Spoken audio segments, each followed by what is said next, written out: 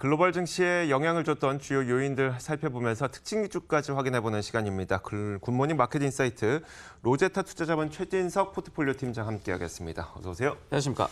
자, 우리가 쉬는 동안 이 추석 연휴 사이에 그래도 미국 증시는 좀 나쁘지 않은 모습을 보였던 것 같네요. 특히 이제 중국과 미국이 좀 주거니 받거니 좀 좋은 소식을 전하고 또 무역 전쟁에 있어서도 유화 분위기를 이제 고조시키면서 네. 증시도 상당히 좀 훈풍이 탔는데요.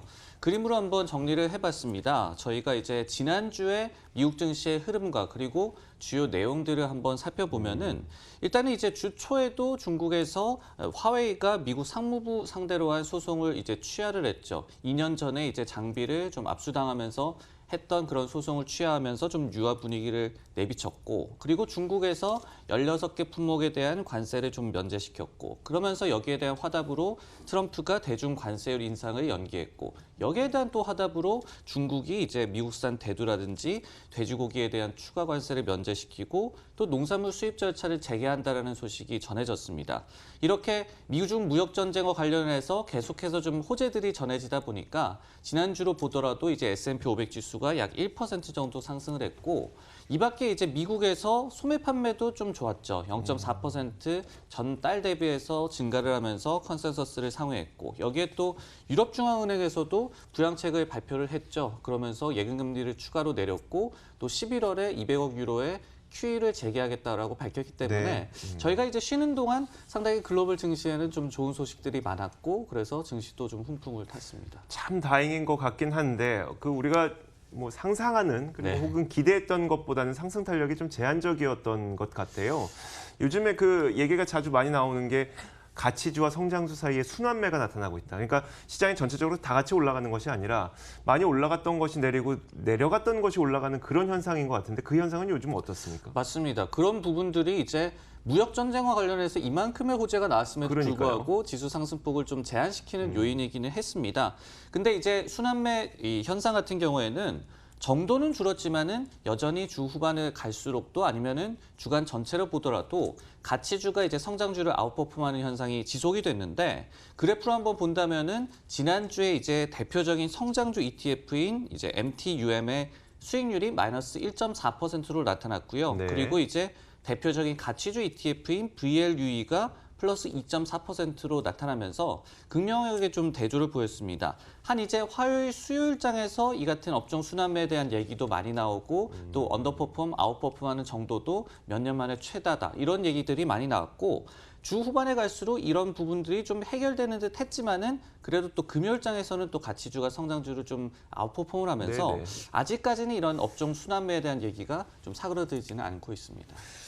자, 아마 미국 시장에서 지금 성장주를 들고 계시는, 그러니까 최근에 성장주에 들어가셨던 분들이라면 아마 좀 속이 상하실 것 같아요. 네. 그러다 보니까 과연 이런 현상이 일어나는 원인이 무엇이냐 궁금하실 텐데 그 원인은 좀 어떻게 지목되고 있어요? 네, 물론 이제 전체 증시 분위기가 좀 침체가 됐다. 그러다 보니까 이제 성장주에 대한 이 투자를 좀 물리고 아니면은 좀 더 덜 올랐던 종목에 좀 집중을 한다. 네. 여기에 이제 또 근간에 깔려 있는 것이 경기 둔화나 무역 관련 불확실성이다라는 지적도 있지만은 이 좀 지금 무게가 좀 실리는 전망이나 아니면 분석을 좀 말씀을 드리자면은 지난주에 이제 미국의 10년물 국채금리 그리고 30년물 국채금리도 마찬가지고 한 30bp 정도 올랐습니다. 그러면서 주간 기준으로 이제 2016년 11월 이후에 최대 상승폭을 이제 기록을 했거든요.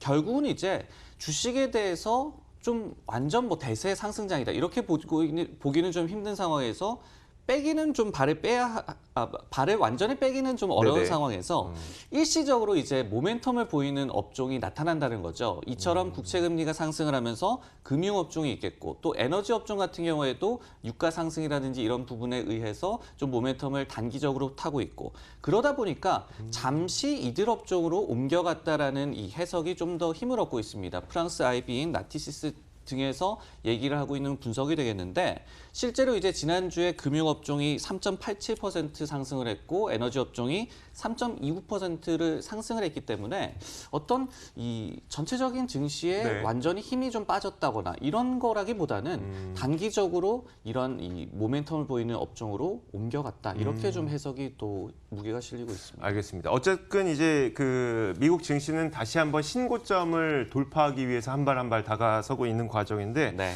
이번 주에는 과연 그럼 어떤 예정된 경제 이벤트들이 이 신고점 돌파를 도와줄 것이냐 굉장히 궁금하거든요. 어떤 이벤트가 있을까요? 네, S&P 500 지수가 이제 전고점 대비해서 약 한 1% 정도로 좀 근접을 했습니다. 네네. 지난주와 완전히 똑같은 상황이죠. 그때도 그러니까요. 이제 근접을 했다가 네. 순환매가 나타나면서 다소 좀 불안감이 있었는데 이번 주에 이제 이벤트를 보면은 상당히 좀 풍부하게 나타나고 있습니다. 일정을 보시면은 월요일에 이제 뉴욕 이 지역의 제조업 경기를 알 수 있는 엠파이어 스테이트 지수, 그리고 역시 17일에 이제 FOMC가 개시가 되면서 산업 생산도 발표가 됐고요. 그리고 다음 날인 18일에 FOMC 결과가 발표가 되고, 그리고 주택 지표, 목요일에도 주택 지표가 있고 또 경기 선행 지수도 나오고요. 그리고 FOMC 이후에 이제 금요일에 로젠그램 보스턴 연은 총재 연설, 그리고 카플란 댈러스 연은 총재 연설, 이런 많은 이벤트들이 좀 예정이 돼 있습니다. 중요한 것들 다 몰려 있네요. 뭐 FOMC, 그리고 경기 선행지수, 주택 지표.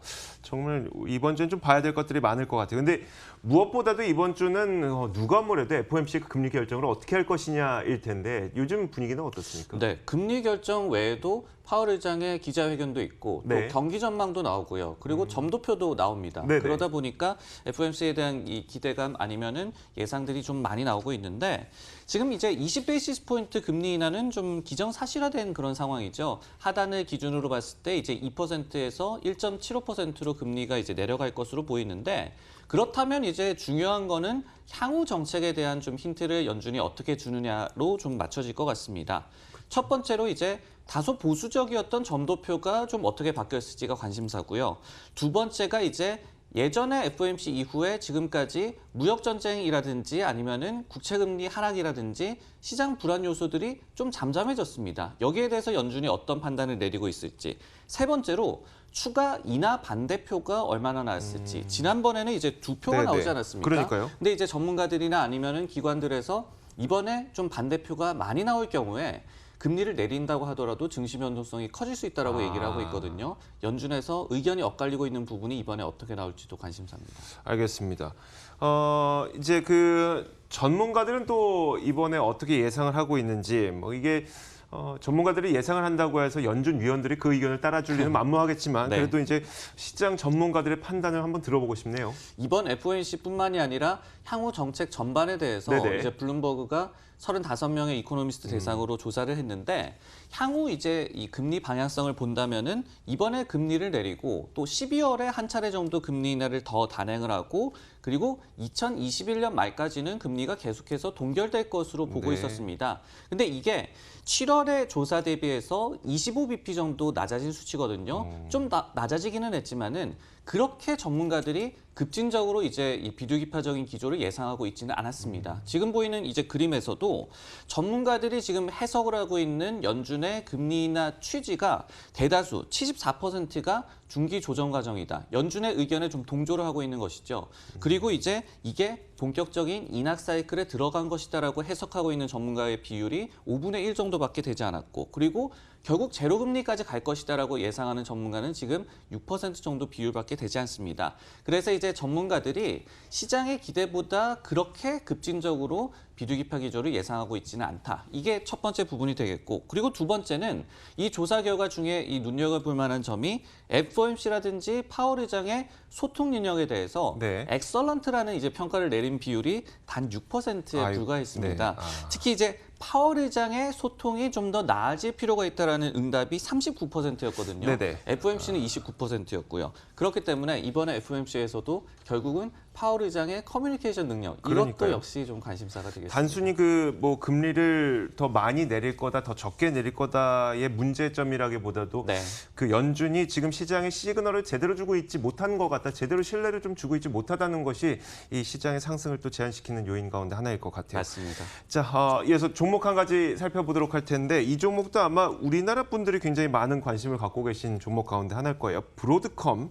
자, 브로드컴이 실적 발표 이후에 3% 넘게 하락했습니다. 네, 이제 통신 장비 위주 아니면 또 5G와 관련된 반도체들을 많이 좀 생산을 하는 그런 네네. 기업이 되겠는데, 이제 12일 목요일에 장마감 이후에 실적을 발표를 했습니다. FY19 3분기인데 이제 올해 5월에서 7월까지의 회계 연도 그리고 분기의 실적을 했는데, 다소 이제 신중한 전망을 제시를 했습니다. 그러다 보니까 실적 발표 직후에 좀 부정적인 반응이 시간에 걸해서 나타났고 금요일 정규장에서 이제 3.41% 하락 마감을 했는데요.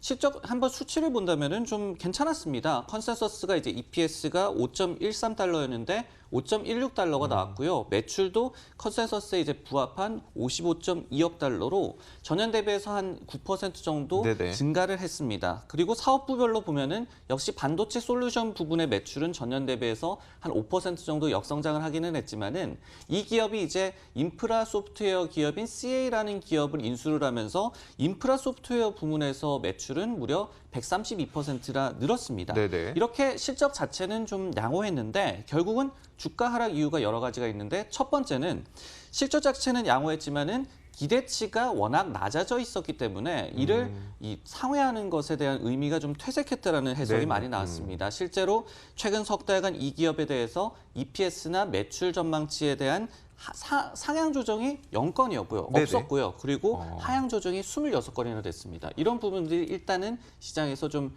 회의론을 좀 내비친 그런 원인이 됐습니다. 이거는 뭐 그 앞으로의 기업 실적 전망이 나쁘다고 볼 수 있는 거 아닐까요? 하향 전망만 26건이라고 한다면? 네, 그렇습니다. 이렇게 나쁠 것이다라고 보고 또 계속 전망치를 낮추고 네네. 이랬는데 그거를 넘어선 결과가 나왔기 때문에 아. 시장에서는 그다지 의미가 없다 이렇게 해석을 한 거죠. 자, 그렇다면은 뭐 그 주가 하락의 원인은 다소 그 신중한 전망이라고 해야 될까요? 신중한 부정적 전망이라고 네. 봐야 될까요? 그렇습니다. 이제 월가에서 좀 전망치를 낮춘 부분에 대한 이 비트의 좀 의미가 퇴색됐다라는 네네. 게 첫 번째 의미가 되겠고, 그리고 두 번째 원인이 말씀해 주셨듯이 이 기업 자체에서 좀 신중한 전망을 내놓은 것이 시장에 좀 불안감을 키웠습니다. 연간 가이던스는 유지를 했습니다. 매출이 225억 달러로 예상을 하면서 컨센서스 226억 달러에 거의 부합한 수치를 내놨는데, 근데 이제 경영진의 발언에서 반도체 업황에 대한 불확실성을 확인을 했어요. 이게 이제 두 번째 주가 하락 원인이 되겠는데, 네네.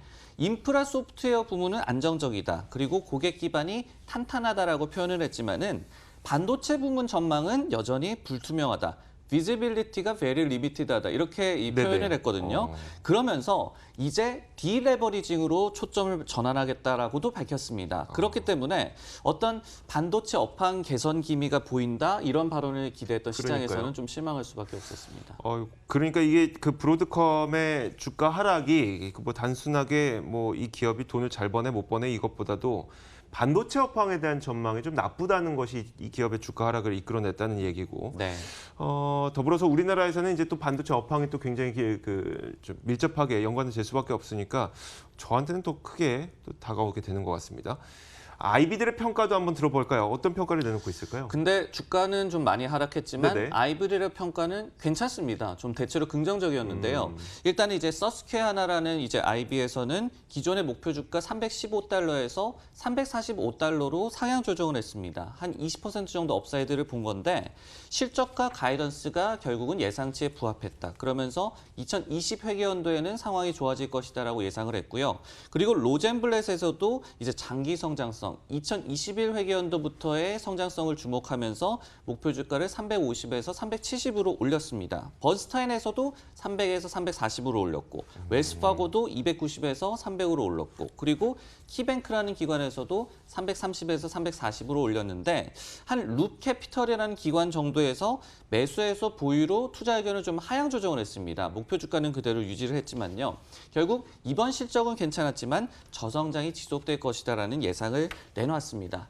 한번 정리를 해보자면은 결국은 크게 문제될 거는 없었던 실적 발표라고 볼 수가 있겠습니다. 그리고 실제로 신중론을 내비치긴 했지만은 또 반도체 업황이 바닥을 쳤다라는 의견도 경영진에서 내놨거든요. 네네. 여기에 또 아이비들의 해석도 지금 대체로 긍정적인 상황이고 결국은 서프라이즈가 없었다는 게 좀 흠이 되겠죠. 요즘에 반도체 기업들이 그러니까요. 어떤 이 클라우드 시장이라든지 아니면은 GPU라든지 이런 부분에서 반도체 업황이 개선되고 있다. 이런 네네. 언급을 내놓으면 막 주가가 급등하고 그랬잖아요.